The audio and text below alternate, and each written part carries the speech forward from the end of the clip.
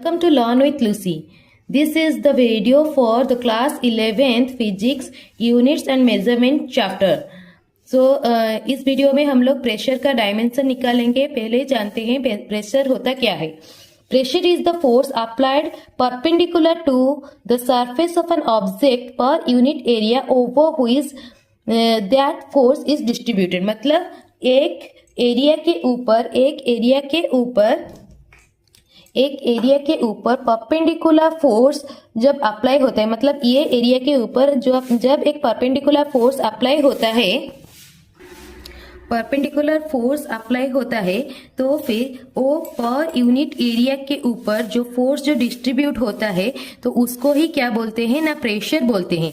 तो लेट इस एरिया के ऊपर जो फोर्स अप्लाई जब हो रहा है, परपेंडिकुलर फोर्स अप्लाई हो रहा है, तो इस एरिया का यूनिट एरिया के ऊपर जितना फोर्स अप्लाई होता है उसको ही क्या बोलते हैं ना, प्रेशर बोलते हैं। तो फिर प्रेशर का फॉर्मूला क्या हो जाएगा ना, फोर्स पर यूनिट एरिया में जितना फोर्स अप्लाई हो रहा है उसी को ही बोलते हैं प्रेशर। और फोर्स का जो है डायमेंशन क्या है, M L T to the power -1, और एरिया क्या है ना, लेंथ का स्क्वायर, तो एल का स्क्वायर हो जाएगा। तो फिर ये क्या हो जाएगा ना, M L to the power 1 L to the power -2, तो क्या हो गया M L to the power -1 T to the power -2।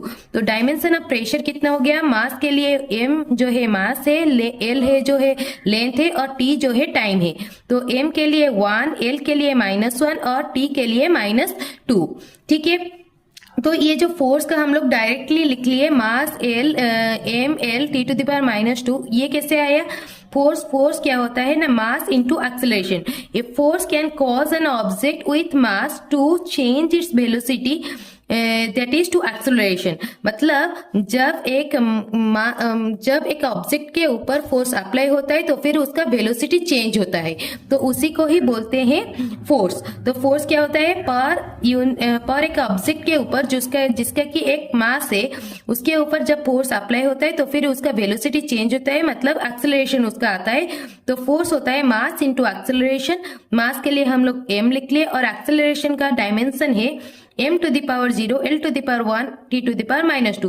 तो टोटल उसका डायमेंशन हो गया m to the power 1 t l to the power 1 t to the power -2। ये force का डायमेंशन हम लोग प्रेशर में डायरेक्टली लिख लिए। तो अगर इसको याद होगा तो फिर ये लिख सकते हैं डायरेक्टली, या फिर हम लोग निकाल के भी लिख सकते हैं। ठीक है, तो अभी हम लोग फोर्स में जो एक्सेलरेशन है उसका डायमेंशन भी हम लोग लिखे थे। तो ये कैसे निकला, तो ये क्या हुआ ना, एक्सेलरेशन क्या होता है ना,